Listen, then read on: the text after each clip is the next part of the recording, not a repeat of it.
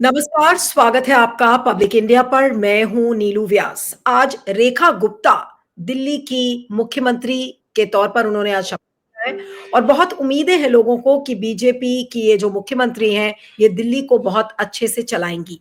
लेकिन उनके कुछ पुराने ट्वीट्स, कुछ उनकी पुरानी क्लिप्स आज वायरल हो रही हैं और लोग उनके मानसिकता को लेकर सवाल खड़े कर रहे हैं कि और उनको ये बोला जा रहा है कि ये गाली देने वाली मुख्यमंत्री हैं। अब जाहिर सी बात है कि वो महिला मुख्यमंत्री हैं तो उनकी तुलना हमेशा से शीला दीक्षित से ही की जाएगी, क्योंकि दिल्ली को अगर कोई एक सफल मुख्यमंत्री कभी मिली तो वो शीला दीक्षित थी, जो कि समावेशी मानसिकता की थी, जो कि विकास को भी उतना ही तवज्जो देती थी जितनी कि बाकी चीजों को।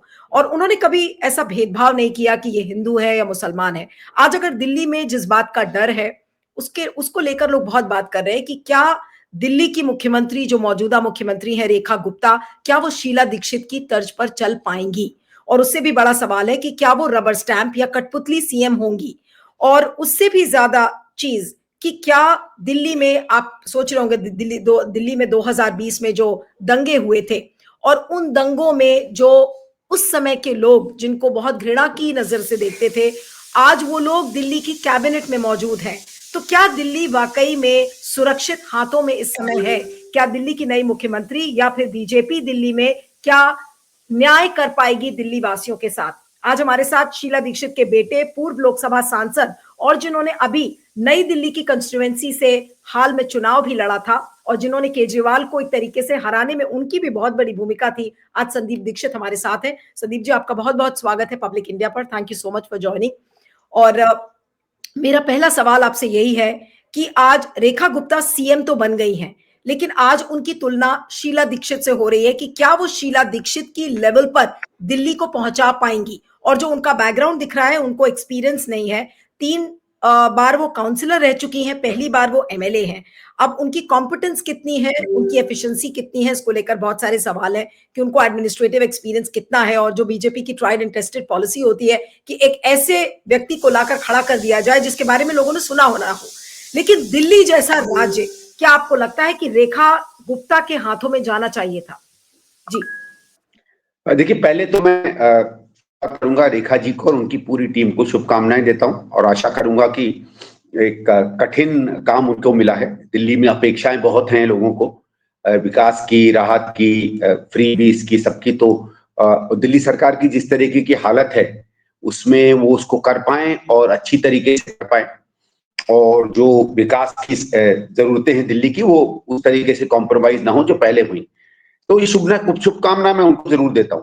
अब क्या जो चुनौतियां हैं उसमें वो खरी उतर पाएंगे? मैं ये भी कहूंगा कि देखिए, कई बार ऐसा होता है कि व्यक्ति जब कुर्सी पर बैठता है तो आप नहीं समझ पाते कि वो क्या कर पाता है। जिनसे बहुत आशाएं होती हैं वो कभी कभी निराश कर देते हैं, जिनसे ज्यादा आशाएं नहीं होती हैं कभी कभी अंग्रेजी में कहते हैं राइज टू दी ओकेजन।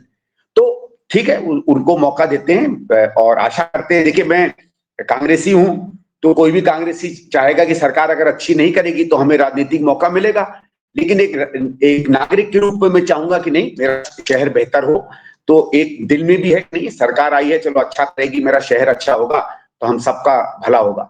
लेकिन जो 2 या 3 बड़ी चुनौतियां इस समय दिल्ली के सामने हैं, क्या उसमें भारतीय जनता पार्टी की सरकार, और अगर आप रेखा जी को और उनकी कैबिनेट को देखिए, क्या अगर हम माने एक जैसे कहते हैं ना, प्राथमिक रूप से एफआईआर अगर लिखी जाए तो उसमें क्या डाउट्स आपके मन में होंगे? एक तो मैंने बीजेपी को कोई एक विजन दिल्ली के बारे में देते हुए नहीं देखा। वो कुछ जैसे कुछ भ्रष्टाचार के बारों पर उन्होंने सवाल उठाया। गारंटीज तो कोई बड़ी चीज नहीं होती है भाई। सरकार के पास पैसा है तो किसी के ऊपर फ्री कर दीजिए। भाई मेरे पास अगर बहुत, आज मेरी दिल्ली की बजट डबल हो तो मैं हर चीज फ्री कर दूंगा। वो कोई विजन नहीं होता, वो तो वोट लेने की एक रणनीति होती है। लेकिन दिल्ली की जो इंफ्रास्ट्रक्चर की समस्याएं, पहले तो समस्याओं का उल्लेख नहीं किया बीजेपी ने इस समय। कुछ सड़क में गड्ढे कोई चुनौती नहीं होती है, ट्रैफिक जैम कहना ठीक है, एनवायरनमेंट कहना ठीक है, उसके पीछे क्या आप करना चाहते हैं, क्या आपकी सोच है, उसके बारे में मैंने कभी उनसे कोई बात सुनी नहीं। तो उड़ते उड़ते भी नहीं सुनी। तो क्या ये सच्ची में इस विषय को समझ पाएंगे, या वो सिर्फ इस हल्केपन में ले रहे हैं कि अगर ऊपर नीचे हमारी सरकार आ जाएगी तो हम मसले सुलझा लेंगे? इसमें मुझे बहुत संशय है। मैं बहुत ज्यादा कॉन्फिडेंट नहीं हूं भारतीय जनता पार्टी की सरकार से। दूसरा जो बात यह है कि दिल्ली में जिस तरीके से भारत सरकार और दिल्ली सरकार और एमसीडी इन तीज के बीच में समन्वय होना चाहिए, और उस समन्वय में अगर बराबरी की भागीदारी नहीं होती है तो दिल्ली का नुकसान होता है। आज की सरकार में भले ही ऊपर नीचे, और अब तो जिस तरह लग रहा है कि एमसीडी में भी बीजेपी की सरकार आ जाएगी, पार्टी तो एक होगी, लेकिन क्या बराबरी का होगा? क्या दिल्ली के मुख्यमंत्री बराबरी से दिल्ली के अधिकार की बात या दिल्ली में क्या चीजें चाहिए भारत सरकार से कह पाएगी?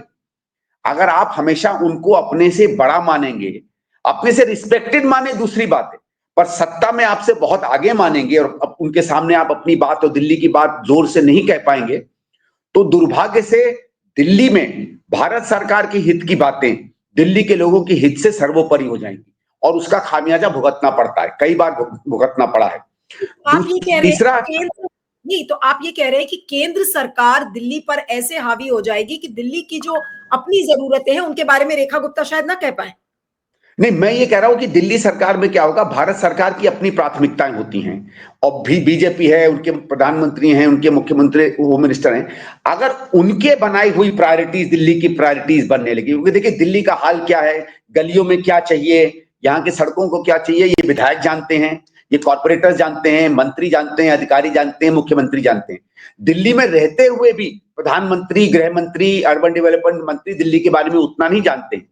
और उनकी प्राथमिकताओं के सामने वो किस तरीके का एजेंडा सेट करेंगे, उसके सामने अगर हमारे मुख्यमंत्री अपनी बात नहीं रख पाएंगे, आर्ग्यू और काउंटर आर्ग्यू नहीं कर पाएंगे, तो दिल्ली लूज करेगी, दिल्ली के लोग लूज करेंगे। अब मुझे लगता है ये कैपेसिटी हमारे इस कैबिनेट में नहीं है। तो जैसे मैंने कहा कि एक ये बात कि क्या वो दिल्ली की सही चीजों को समझ पाते हैं, क्योंकि अभी तक मैंने एक व्यापक बड़े शहर दिल्ली की प्राथमिकताओं के बारे में उनसे सुना नहीं। जैसे हायर एजुकेशन पे क्या प्लान है, कोई आइडिया नहीं है। अच्छी स्वास्थ्य व्यवस्था, कहते हैं स्वास्थ्य व्यवस्था खराब है, तो अच्छी स्वास्थ्य व्यवस्था क्या है? आत्मनिर्भरता वाला जो कार्ड है वो अच्छी स्वास्थ्य व्यवस्था नहीं है, वो तो एग्जिस्टिंग व्यवस्था को आप किस तरीके से यूज कर सकते हैं उसका एक माध्यम है। दिल्ली में जैसे मैंने कहा कि कोई कॉलेजेस नहीं खुले हैं, कोई यूनिवर्सिटीज नहीं खुली हैं। दिल्ली में हाउसिंग है, बहुत बड़ी समस्या है, और गरीबों के लिए ईओडब्ल्यू की हाउसिंग इतना बड़ा चैलेंज है कि वो आगे चल के विस्फोटक हो सकता है। कोई आइडिया नहीं है इनको कि उसके लिए हम क्या करेंगे। दिल्ली की सफाई व्यवस्था, एमसीडी को सत्यानाश कर दिया 15 साल में। नहीं, आप कह रहे साफ दिल्ली, साफ तो आप ही के पास थी ना 15 साल दिल्ली, उसके बारे में क्या प्लान है हमें कोई आइडिया नहीं है। एयर पोल्यूशन के बारे में उंगली आपने उठाई, केजरीवाल पे जरूर उठाइए, आप क्या कर सकते थे या आपके जिनके शासित राज्य थे क्या आपने किए, आपने कोई वहां उदाहरण नहीं बताया। तो एक तो वो कॉन्फिडेंस नहीं देता है, दूसरा ये कि क्या हमारे लोग अपनी बात वहां जाके कह पाएंगे या नहीं। और तीसरी चीज है, एमसीडी जो है इतनी बुरी हालत में है, एमसीडी में व्यापक भ्रष्टाचार, और एमसीडी के कारण हमारे यहाँ जो ट्रैफिक जैम्स की प्रॉब्लम होती है, सड़कों की प्रॉब्लम होती है, क्योंकि सुएज में वो लोग अपना पानी डाल देते हैं, उसकी प्रॉब्लम जो होती है, सुएज क्लीनिंग की प्रॉब्लम होती है जिससे से यमुना जी खराब होती है, इलीगल कंस्ट्रक्शन, हर कॉर्पोरेटर, हर जेई बिल्डिंग उसमें इन्वॉल्व रहता है। ये वाली जो समस्याएं, क्या इससे सही में ये बाहर निकल पाएंगे? मुझे नहीं लगता है भाई। मैं तो इनका प्रशासन समझ लीजिए 1998 99 से और 2004 से करीब से देख रहा हूं। मुझे भारतीय जनता पार्टी में ना समझ और ना वो रिजॉल्व दिखता है इन चीजों से अपने आप को बचाने का। लेकिन तो जो Delhi I wish her well, but doubt तो है। आप कह रहे हैं कि आपको डाउट है, और मैं आपसे एक सीधा साधा सवाल पूछ रही हूं कि क्या वो केवल एक कठपुतली सीएम बनकर रह जाएंगी केंद्र के हाथों में? और ये डर इसलिए है क्योंकि आप देख लीजिए बाकी राज्यों के मुख्यमंत्री हैं, वो उस तरीके का कॉन्फिडेंस इंस्पायर नहीं कर रहे, और वो वही करते हैं जो मोदी जी चाहते हैं। तो क्या रेखा गुप्ता भी उसी लाइन में रहेंगी? देखिए नीरू जी, आपने सही बात की। बहुत राज्यों में जहां खासकर पिछले 2-3 साल में एकदम नए आश्चर्यजनक चेहरे आए, क्योंकि कई राज्यों में तो उनके पुराना नेतृत्व है। पुराना नेतृत्व का एक अपना मतलब होता है, अपना रुतबा होता है, अपनी ओके, खुद उसने सत्ता लेने में भी उसकी भागीदारी रही है, तो उसकी एक क्रेडिबिलिटी और लेजिटिमेसी होती है। इस कैबिनेट में या कम से कम इस मुख्यमंत्री जी में अभी वो दिखती नहीं है। तो जो खबरें हमें और राज्यों से आ रही है, जैसे मध्य प्रदेश है, जैसे राजस्थान है, कभी कभी हरियाणा से भी उस तरह की खबर आती है कि मुख्यमंत्री नाम का मुख्यमंत्री है, महत्वपूर्ण नीतियों में, महत्वपूर्ण बातों में उसको इंतजार करना पड़ता है। भारत सही गलत मैं नहीं कह रहा हूं, लेकिन जो खबरें हमको निकल कर आ रही हैं, अगर वो दिल्ली में होने लगा तो फिर दिक्कत होगी। क्योंकि एक तो दिल्ली इतना बड़ा राज्य नहीं है कि भारत सरकार के लिए बहुत बड़ी प्रायोरिटी हो, और दिल्ली में भारत सरकार की भी प्रायोरिटी होती है और राज्य सरकार की भी होती है। और वहां अगर ये रवैया हमारे मुख्यमंत्री जी ने और उसकी कैबिनेट ने अपना लिया कि भाई हम इनके सेकेंडरी हैं, तो दिक्कत होगी। प्रधानमंत्री मीटिंग चेयर करे, लेकिन मीटिंग में अगर इक्वालिटी नहीं होगी तो दिल्ली सफर करेगी। मुझे लग रहा है ये होने वाला। और आपने सही कहा, कठपुतली हो नहीं हो उसको छोड़ देते हैं, क्योंकि यहां आपको डीडीए से भी डील करना पड़ेगा, एलजी से भी डील करना पड़ेगा, अर्बन डेवलपमेंट मिनिस्टर से भी डील करना पड़ेगा, गृह मंत्री से भी करना पड़ेगा, कभी कभी भारत की कैबिनेट से भी करना पड़ेगा। बहुत स्तर हैं जिस पर आपको डील करना पड़ेगा। नहीं, लेकिन अब रेखा गुप्ता कितनी कॉम्पिटेंट है इसके लिए, उनको एक्सपीरियंस नहीं है। और दिल्ली जैसे अगर राज्य की वो मुख्यमंत्री हैं, उनको डीडीए से लेकर और किस तरह से लॉ एंड ऑर्डर, ऐसा तो नहीं है कि उनको कोई मतलब ही नहीं होगा लॉ एंड ऑर्डर से, और कि क्या वो कितना कुछ आगे कर पाएंगी, या फिर मोदी सरकार, मोदी जी और शाह साहब उनके ऊपर बिल्कुल हावी रहेंगे कि भाई जैसा हम कहेंगे पूरी जो दिल्ली सरकार है वैसा लगेगा कि रायसीना हिल से ही चलाई जाएगी। क्या आपको ये लग रहा है? क्योंकि बाकी राज्यों में भी उसी तरीके की रिमोट कंट्रोल सरकारें चल रही हैं। आप नाम ले लीजिए। हो और सकता है, बीजेपी नहीं हो सकता है, मैं कह रहा हूं हो सकता है। लेकिन जैसे मैंने कहा कि अभी डाउट, बेनिफिट ऑफ डाउट इनको देते हैं, लेकिन अब हो सकता है, क्योंकि जो भारतीय जनता पार्टी का अनुभव और राज्यों में रहा है, उसमें रहा है कि इनकी राष्ट्रीय नेतृत्व जो है वो हावी रहता है इनके राज्यों में, और खासकर उसकी प्रशासन में। देखो, आप राजनीतिक रूप से हावी रहो, वो आपका दायित्व है, आपकी जिम्मेवारी है। आप मंत्री बनाओ, लोगों को हटाओ, लोगों को बनाओ, वो सब ठीक है, वो आपके राजनीतिक डिसीजन होते हैं। लेकिन जिसको गवर्नेंस कहते हैं, रोज रोज के सरकारी कामकाज में कौन से अधिकारी, कौन चीफ सेक्रेटरी बनेगा, कौन आपका फाइनेंस सेक्रेटरी बनेगा, कौन आपका एजुकेशन सेक्रेटरी बनेगा, इन चीजों में अगर आप ज्यादा हस्तक्षेप करोगे तो फिर अधिकारी भी जान जाता है कि उसकी प्रिंसिपल लॉयल्टी कहां पड़ती है, और उसमें फिर दिक्कत होने लगेगी। वो एक मैसेज जो है नहीं जाना चाहिए। हो सकता है कि अगर वो नहीं भी जा रहा हो तो ज्यादा लॉयल्टी प्रूव करने के चक्कर में कभी कभी दिल्ली का हमारा जो नया नेतृत्व है उसको दिखाने की कोशिश करे, उससे गड़बड़ हो जाएगी। मैं चाहूंगा कि वो, हम लोगों ने आपको चुन के भेजा है, हम लोग का मतलब केवल मैं नहीं, हम लोगों ने आपको चुन के भेजा है। दिल्ली एक महत्वपूर्ण शहर है और आप उसका दायित्व संभालिए और जिम्मेदारी से संभालिए। लेकिन जो दिल्ली की कैबिनेट है, और आपने सही कहा कि भाई उतनी कॉम्पिटेंट नहीं है। अब दिल्ली में दंगे हुए थे 2020 में, अनुभव और ही नहीं है, अब ये मान लें अनुभव ही नहीं है, कॉम्पिटेंस तो पता चलेगा।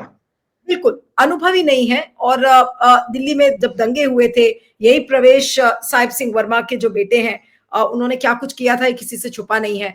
अब आज एक और चीज जो मैंने देखी, मैं अपनी इंडिविजुअल लेवल पे बता रही हूँ कि मैंने तो दिल्ली सरकार शीला जी के टाइम में बहुत कवर किया था। हम हर दूसरे दिन माइक लेकर खड़े रहते थे जब शीला दीक्षित निकलती थी, और उनसे कुछ ना कुछ इशू पर रोज के बेसिस पे उनसे बात भी होती थी, और वो इंटरव्यूज भी आराम से देती थी, कभी उस पर कोई शिकायत ही नहीं हुई।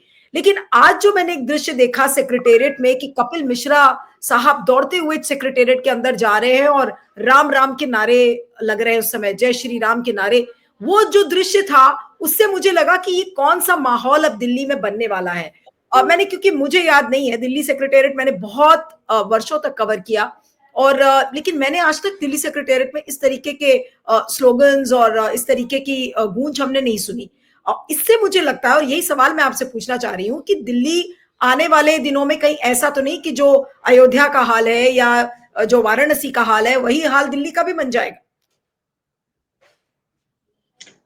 देखिए नीलू जी, वैसे तो सरकारी दफ्तरों में आपको इस तरीके के नारे नहीं लगाएं तो ज्यादा बेहतर है।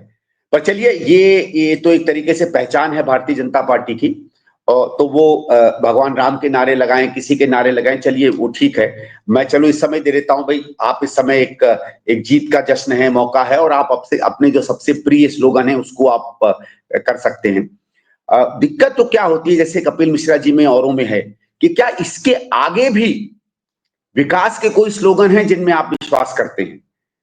एकता में बढ़ावा देने में, शांति में, सबको बराबर से देखने में, हर नागरिक के मंत्री के रूप में अपने आप को देखने में, क्या वो नारे और क्षमताओं में भी आप विश्वास करते हैं कि नहीं?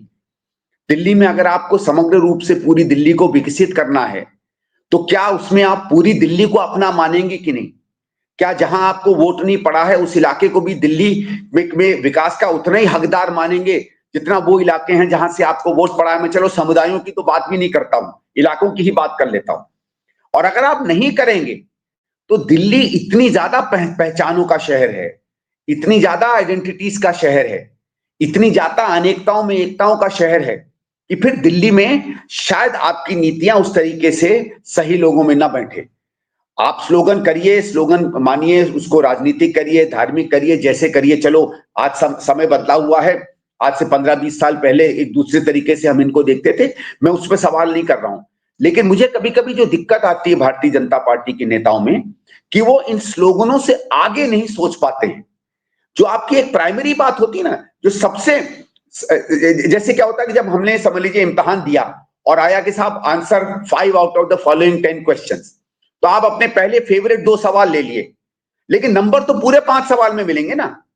जो आपके पहले सबसे अच्छे 1 या 2 सवाल है वो तो आपने आंसर कर दिए।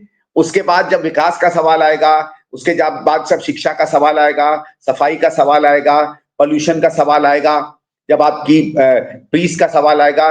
दिल्ली भी देश की राजधानी है, पूरी दुनिया जो है दिल्ली के तरीके से, दिल्ली के चेहरे से पूरे देश को देखती है। उसमें और तमाम चीजों की बात आएगी, यहाँ की संस्कृति की बात आएगी। तब जो है उन सवालों को आप कैसे जवाब देंगे? और उसमें कम से कम अभी के जो लोग हैं वो उतने ज्यादा मुझे उन सवालों से जूझते हुए या उनसे समझ रखते हुए कम से कम पब्लिकली नहीं दिखे।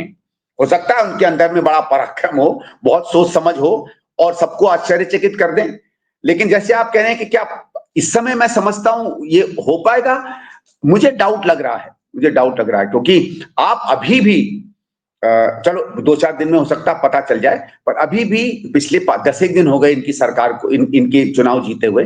मैंने कोई इनकी तरफ से क्या रोड मैप, जैसे शब्द होता ना रोड मैप का, इस सब का क्या, देखो ये होगा कि 100 दिन में हम ये कर देंगे। 100 दिन तो प्रोजेक्ट्स होते हैं, वो एक लंबी नीति, लंबी दृष्टि नहीं होती है। हमने 100 दिन में इतने सड़क बना देनी है, इतने वो खोल देने, ये तो एक माइलस्टोन होते हैं। हर सरकार 100 दिन में कुछ ना कुछ करती है।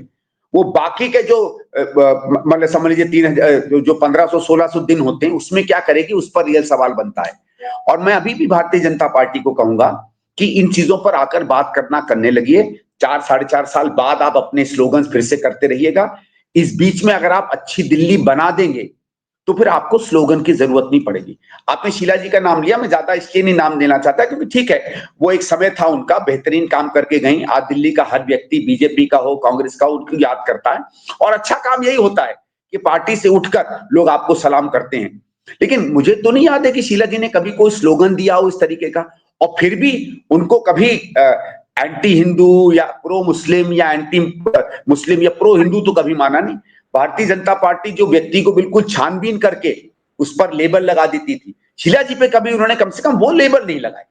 उनकी धार्मिक आस्था पर या उनके सेक्युलरिज्म पर या किसी रिलीजन की हैं, किसी की नहीं है।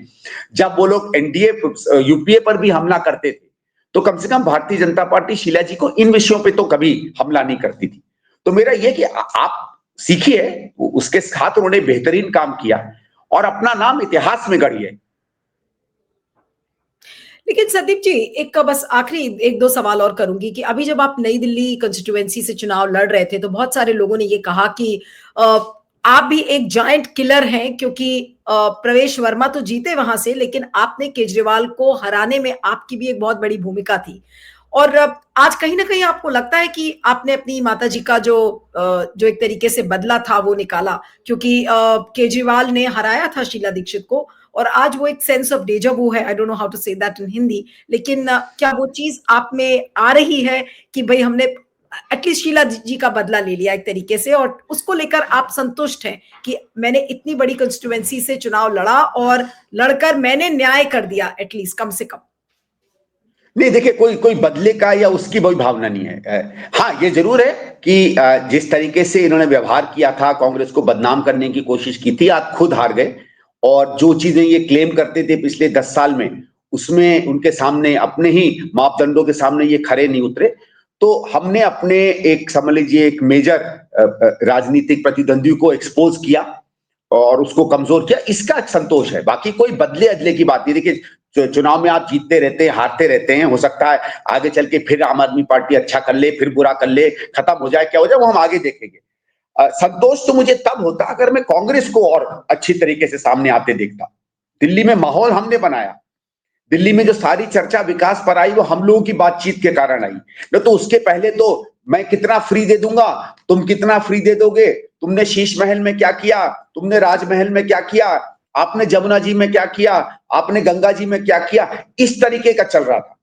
हम लोगों के आने के बाद इतना मुझे संतोष है कि हमने जो बातें स्वास्थ्य के बारे में कही, ये या शिक्षा के बारे में कही, सड़क के बारे में कही, वो चीजों की चर्चा होने लगी। एयर पोल्यूशन और जमुना जी के बारे में कोई नहीं बात करता था जब तक हमने पोल्यूशन की बात नहीं की। हमें जो कमजोरी लगी वो एक तो ये कि हम एक क्लियर स्टैंड नहीं दे पाए कि लोगों को कि हाँ हम जीतेंगे, जिस कारण से बहुत सा हमारा कॉमन वोटर अल्पसंख्यकों में, दलितों में, औरों में कहा कि नहीं यार चलो हम वापस आम आदमी को दे देते हैं, कांग्रेस कहीं दिख नहीं रही, और कुछ मीडिया में भी जो माहौल बना। और दूसरा बहुत सा ऐसा वोटर था जो बिल्कुल खिलाफ आम आदमी के वोट करना चाह रहा था, और मैं बता रहा हूं ये बहुत बड़ी संख्या का वोटर था। वो ये उसको ये मन में लगने लगा कि यार अगर जीत गए, इनके 8-10 भी जीत गए, उनको कॉन्फिडेंस नहीं था कि कांग्रेस सरकार बनाएगी, तो खड़े तो ये होंगे आम आदमी के पास, जो एक तरीके से सत्य भी है। अगर बीजेपी के पास 4 सीटें कम होती और आम आदमी के पास 4 सीटें कम होती और हमारे पास वो 4 होती, तो हमको अच्छा लगे या बुरा लगे, हमें आम आदमी के पास खड़ा होना पड़ता। तो उनका उसने हमको बहुत डैमेज किया। नीलू जी, बहुत से लोगों ने हमसे कहा कि 2024 में जो हमने अलायंस किया ना, उससे कांग्रेस में उनको कॉन्फिडेंस नहीं रहा कि हम उनके साथ नहीं जाएंगे। 24 में निर्णय सही था, लेकिन मैं कह रहा हूं कि उसका एक खामियाजा हमको भुगतना पड़ा।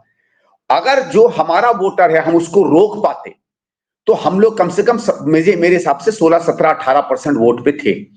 इससे इससे ज्यादा ही हमको वोट मिलता। और ये जरूरी नहीं है कि केवल आम आदमी पार्टी का वोटर है, इसमें बीजेपी का भी बहुत बड़ा वोटर है।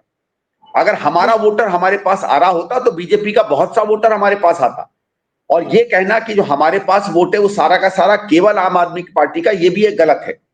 उसमें बहुत सा ऐसा वोटर है कि अगर हम नहीं होते तो हो सकता है, मेरा तो एस्टिमेट ये कि उससे 60%, 65% वोटर बीजेपी को जाता, क्योंकि एक बहुत बड़ी anti incumbency, anti Kejriwal wave थी दिल्ली में, और वो नहीं और देखिए हमारा, मैं आपको बताऊं, बहुत सा एक कांग्रेस का जो मूल वर्कर है, जो जिसको आप कहेंगे जो सच्ची में एक इसको सेकुलर, एक सोशल डेमोक्रेट भावना वाला वर्कर है, वो जब आंकता है ना, तो भले दिल्ली के लिबरल्स कुछ भी कहें, वो आम आदमी पार्टी को, बीजेपी को, मैं कार्यकर्ताओं की बात कर रहा हूं, तो उसको नहीं ऐसा कुछ लगता कि नहीं ये आएगा तो बीजेपी को नहीं आना चाहिए। उनका ये है कि दोनों को नहीं आना चाहिए।